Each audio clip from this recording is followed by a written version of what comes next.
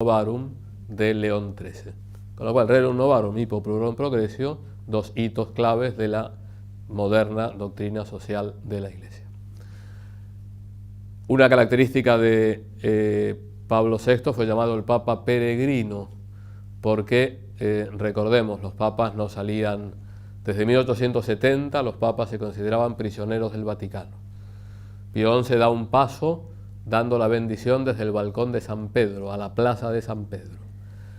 En 1929 se llega a un acuerdo con Italia, se crea la ciudad-estado del Vaticano, se resuelve lo que se llamaba la cuestión romana, y el Papa sale a Roma, puede pasear por Roma, visita muchos lugares de Roma, e incluso va a Castel Gandolfo, que es salir de Roma, está a 20 kilómetros.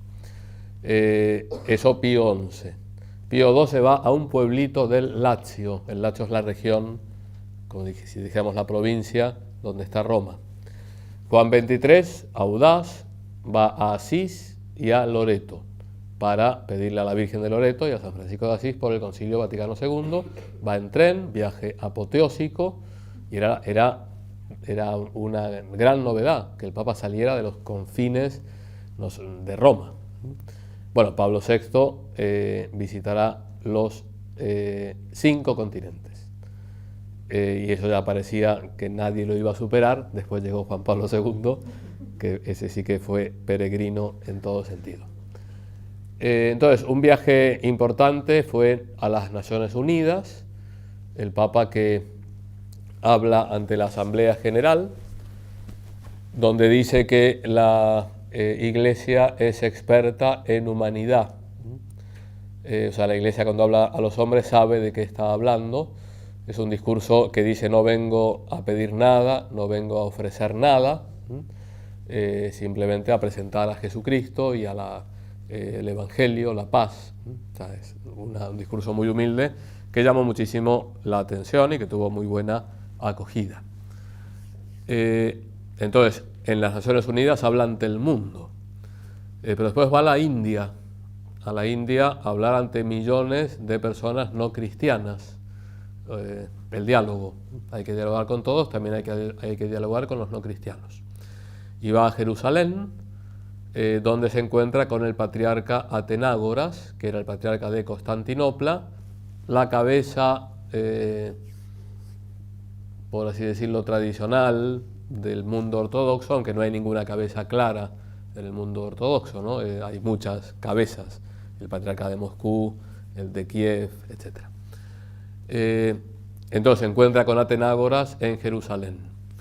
Este viaje es interesante porque hace una defensa encendida de la actitud de Pío XII frente a los judíos, en particular frente al holocausto judío, y porque era la época en que ya había cambiado el humor de los medios de comunicación y se consideraba que Pío XII no había hablado suficientemente claro en defensa de los judíos.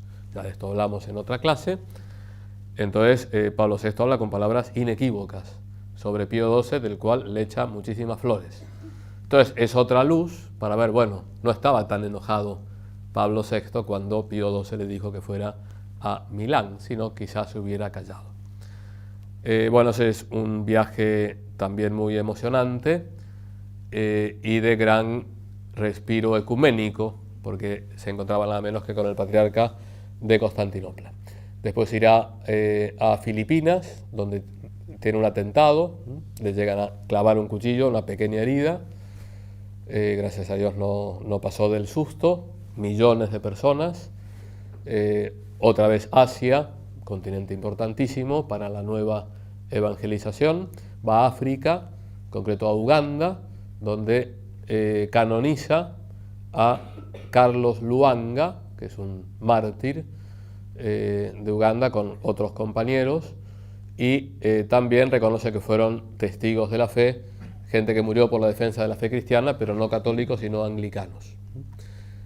Un tema bastante escabroso y muy actual, lamentablemente, porque era uno de los reyes tribales de allí que quería abusar sexualmente de estos chicos, y los chicos, por defensa de la moral y de la fe, prefirieron perder la vida. Hay un discurso fantástico de Pablo VI cuando canoniza a estos mártires, hablando de todo el continente africano, diciendo, bueno, es un continente de santos, no olvidemos que San Agustín o San Cipriano eran africanos. Y otro viaje memorable es el que hace a Colombia para inaugurar la segunda conferencia general del episcopado latinoamericano que tuvo lugar en Medellín, donde tiene palabras muy claras sobre la incompatibilidad de los métodos violentos con el Evangelio. La violencia no es cristiana. Se habían interpretado algunos pasajes de la Populorum Progressio como incitación a la violencia, cuando el Papa no había dicho eso. Era toda la ebullición de la teología de la liberación, etc. Las guerrillas en América Latina, una época muy complicada, año 68 nada menos, en Colombia, donde estaba Camilo Torres, un sacerdote que toma las armas, que muere en combate, etc. Entonces, un viaje muy complicado, pero por parte de Pablo VI muy audaz, muy claro.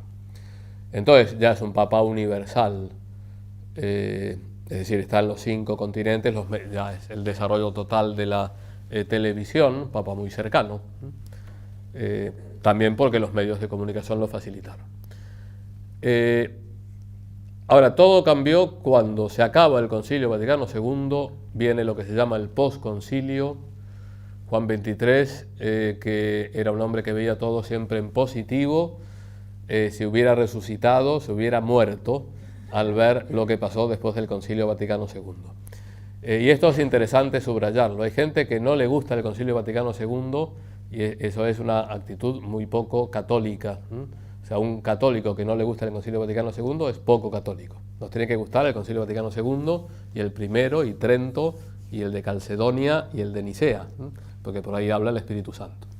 Ahora, una cosa son los documentos del Concilio Vaticano II, maravillosos, otra cosa son las interpretaciones que se dieron algunos a esos documentos. Participación, la reforma litúrgica para que la gente participe más, que haya una participación más activa del pueblo. Bueno, eso derivó en una gran mejora de la liturgia en muchísimos lugares y un caos total y unos abusos en muchos otros lugares, que la gente normal y corriente se escandalizaba. O sea, iba a una parroquia y decía, ¿y el cura ahora qué hace? Inventaban cosas, pero eso no era lo que decía la Sacrosanctum Concilium, documento sobre la liturgia del Concilio Vaticano II.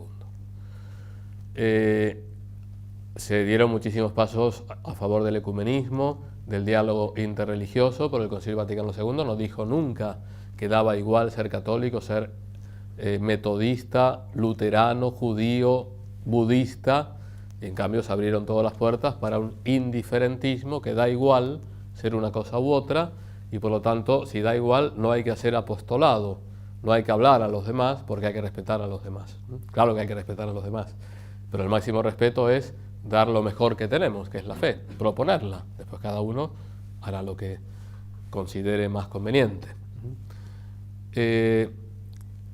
El que los católicos laicos estén metidos en el mundo y que vivifiquen toda la sociedad muchas veces se confundió con una unión entre política y religión que derivó en teologías de la liberación que hicieron una lectura marxista de los fenómenos sociales. Esta mayor libertad que se sentía dentro de la Iglesia, algunos la interpretaron como libertinaje. Hubo una crisis tremenda de vocaciones sacerdotales, es decir, sacerdotes que dejaron de ser sacerdotes, sobre todo en las congregaciones religiosas, los religiosos, las religiosas. Bueno, cosas que los que tengan una cierta edad han vivido en carne propia. Todavía hay bastante confusión, siempre ha habido confusión, a lo largo, en la historia de la Iglesia siempre ha habido problemas y siempre ha habido mucha santidad. Pablo VI sufrió muchísimo todas estas cosas, y si uno lee los discursos, los Angelus, que pronunciaba cuando salía a la ventana de su despacho, son fuertísimos. Hay un Angelus donde dice,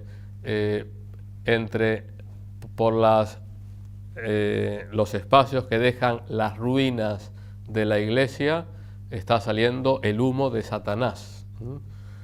Es decir, dice que la iglesia está en ruinas desde un punto de vista humano, está toda resquebrajada y por ahí se está filtrando el humo de Satanás. Esto no lo dice Pío IX, papa conservador, de derecha, etcétera, o León XIII, lo dice Pablo VI, el papa progre, el papa dialogante con el mundo, etcétera, ¿no? Entonces es interesante. Entonces, en el año 68 convoca el año de la fe, como convocó Benedicto XVI, y estamos todavía viviendo el año de la fe. Y ahí hay un nuevo credo, que el credo es el símbolo, o sea, el resumen de la fe de la Iglesia. Hay distintas formulaciones: el símbolo de los apóstoles, el niceno-constantinopolitano, muchos otros a lo largo de la historia. Y entonces está el credo de Pablo VI, quizás el último gran credo, es un credo muy largo, credo del pueblo de Dios, que precisamente lo hace largo para aclarar toda una serie de cosas. Y Pablo VI dice, bueno, he convocado el año de la fe para que nos fortalezcamos en la fe y reafirmemos una serie de verdades, que Dios es uno y trino, que Jesucristo es verdadero Dios y verdadero hombre, que en la Eucaristía está Jesucristo con su cuerpo, con su sangre, con su alma y con su divinidad, que hay 7 sacramentos, que la Virgen es inmaculada y que es virgen desde su concepción hasta la muerte, siempre virgen, etcétera, cosas que parecen elementales y que en ese momento estaban todas puestas en duda. De tal manera que Pablo VI sufrió muchísimo los últimos años. Añadiendo a esto la encíclica Humane Vitae sobre moral matrimonial. Bueno, estaba, como está hoy en día, en boga todo el tema de la moral sexual, la Iglesia que no se adapta a los tiempos y todo el tema de la contracepción. O sea, ya se había inventado la píldora, etcétera.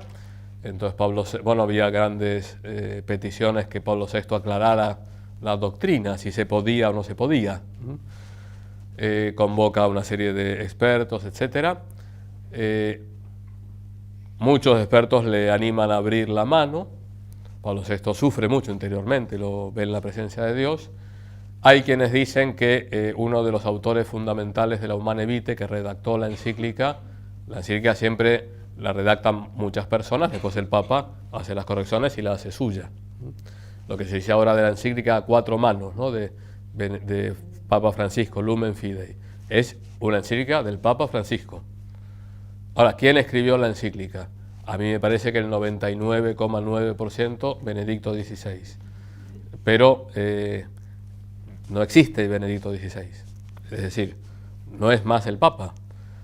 Dejó el trabajo hecho, el Papa Francisco con gran humildad dijo qué buena encíclica, y con esto completamos la trilogía sobre la esperanza, la caridad, ahora la fe, añade algunas cosas, pero la firma Francisco, es de Francisco. Entonces, ¿quién escribió la encíclica tal de Pío XII? No sé, pero es de Pío XII. Entonces, la Humane Vitae parece que participó de una manera muy activa Karol Wojtyła, de Cracovia. Entonces, bueno, ahí subraya la moral tradicional de la Iglesia, sobre todo que no se puede separar el sentido procreativo del sentido unitivo del acto sexual dentro del matrimonio, y por lo tanto quien deje de lado la posibilidad de que surja una nueva vida, a no ser que haya unos motivos graves en conciencia, etcétera, y para eso puede recurrir a los métodos naturales, no está cumpliendo con el plan de Dios. Bueno, encíclica fantástica, valiente, contracorriente, políticamente incorrecta, y Pablo VI pasó a ser el monstruo, el nuevo inquisidor, el que ha cerrado las puertas del diálogo con el mundo, pero Pablo VI, cumplió con su deber. De hecho, 3 días después de la publicación de la Humane Vitae, en la audiencia dice: nunca he sufrido tanto como ahora, porque ni quería abrir la mano porque hubiera traicionado a Dios, ni quería cerrar posibilidades siendo demasiado estricto. Con lo cual, es una encíclica muy medida, muy meditada, muy valiente, vuelvo a decir, que está en plena vigencia. Ahora dicen, la Humane Vitae. No, la Humane Vitae, el Papa Francisco no dijo, vamos a derogar la Humane Vitae. si lo dijera, entonces estaría derogada. Mientras no lo diga, la Humanae Vitae sigue en plena vigencia. Entonces, los últimos años de Pablo VI fueron muy duros, de mucha rebelión interna, y por lo tanto sufrió mucho. Y de hecho se manifestaba en su rostro. Si yo no sé si tienen la imagen de Pablo VI, en los últimos años un hombre preocupado. También porque tendría muchísimas tensiones internas. Dice, bueno, ¿hasta dónde abro la mano? ¿Hasta dónde la cierro? ¿Hasta dónde digo las cosas para que esta gente vuelva? O a lo mejor si digo todo, se van definitivamente. Entonces, hoy la Iglesia tiene muchos problemas, como los tuvo a lo largo de los 21 siglos de historia. Pero me parece que el ambiente que hay es bastante distinto, es decir, es mucho mejor, me parece. Las cosas están más claras, las aguas se han serenado, seguimos en posconcilio hasta que haya un concilio Vaticano III. Pero bueno, desde el concilio de Jerusalén, años 50, cuando se reunieron los apóstoles, siempre estamos en posconcilio. Pero bueno, ya tenemos una lectura mucho más balanceada, pensada del Concilio Vaticano II. Los extremos caen mal, a todos nos chocan, y los extremos son los lefebristas y Leonardo Boff o quien sea, ¿no? Que se tocan, que se dan la mano en una interpretación sesgada de los documentos. Entonces, bueno, Pablo VI, mártir del tiempo que le tocó vivir. Alguno decía, fue un papa hamletiano. Hamlet, personaje de Shakespeare, que está siempre dudando. A mí me parece que no hace justicia a ese nombre, porque supo ser fuerte, tomar muchas decisiones, pero a su vez fue una víctima de las circunstancias tan complicadas que le tocaron vivir. Entonces se muere el 6 de agosto del año 78. No creo que no fueron comparables, también cambiaron las épocas, pero si comparamos el funeral de Pablo VI respecto al de Juan Pablo II, bueno, queda el de Pablo VI, la gente estaba emocionada, etcétera, pero no fue lo que vivió el mundo con Juan Pablo II, también por las circunstancias históricas. Bueno, tenía fama de santidad, era un hombre de profunda piedad, de profundo mortificación, utilizaba mortificación corporal, el famoso cilicio, el que sale en el libro ¿cómo se llama? Ya me olvidé cómo se llamaba el libro famoso, el Código da Vinci, como si fuera una cosa tremenda. Bueno, Pablo VI, el papa progre de izquierda, abierto, etcétera, usaba mortificación corporal para identificarse con Cristo. Y de hecho, bueno, se comenzó el proceso de beatificación y el año pasado el Papa Benedicto XVI firmó el decreto de virtudes heroicas de Pablo VI, que es el penúltimo paso para la beatificación. Falta ahora el milagro, que supongo que habrá algún milagro que está estudiando la Congregación de la Causa de los Santos, con lo cual me imagino que dentro de poco tendremos a Pablo VI beatificado. Bien, hay personajes históricos que le ayuda el tiempo y otros personajes que no le ayuda nada el tiempo. Al pobre Pablo VI, sobre todo en sus últimos años, no le ayudó el caos de los años 60 y 70. A la muerte de Pablo VI, los papables eran el cardenal Siri, cardenal de Génova, y el cardenal Benelli, en Florencia, que eran como representaban las dos almas, una que subrayaba más la tradición, otra que subrayaba más la renovación. Pero son etiquetas y no responden del todo a la realidad. A mí no me gusta hablar de conservadores y progresistas, porque para ser auténtico progresista, es decir, para querer que la Iglesia progrese, tiene que conservar toda la tradición. Y si uno quiere conservar toda la tradición, tiene que dar paso a la innovación, porque la tradición es una tradición viva, no es una tradición estática, porque si no, viviríamos todavía en el siglo I. De tal manera que todo buen católico tiene que ser progresista y conservador, No sé si me explico. Son etiquetas que se ponen para referirse a distintas sensibilidades. Bueno, ni Siri ni Benelli salieron, sino que salió el patriarca de Venecia, otra vez, increíble, tercera vez en el siglo XX que sale el patriarca de Venecia papa, primero San Pío X, después Juan XXIII y ahora Albino Luciani. No estaba entre los papables. Ya acabo, voy a hablar un minuto de este pontificado. Bueno, un hombre muy pastoral, que tenía un gran sentido catequético. Las poquísimas audiencias que tenemos de Juan Pablo I, duró 33 días su pontificado, habla a los niños y se entiende todo lo que quiere decir. Sus artículos que escribía en un diario de Venecia, que después los publicó en un libro que les recomiendo vivamente su lectura, es una delicia, se llama Ilustrísimos Señores. Son cartas que escribe el patriarca de Venecia a distintos personajes de la historia o de la literatura para transmitir virtudes, pero lo hace de una forma muy fresca y muy buena y muy contemporánea, fantástico. Bien, un hombre con una sonrisa permanente, entonces fue un shock positivo ver salir, después de ver a Pablo VI tan preocupado, tan triste, yo diría, humanamente, porque tiene todo un documento sobre la alegría cristiana, Pablo VI.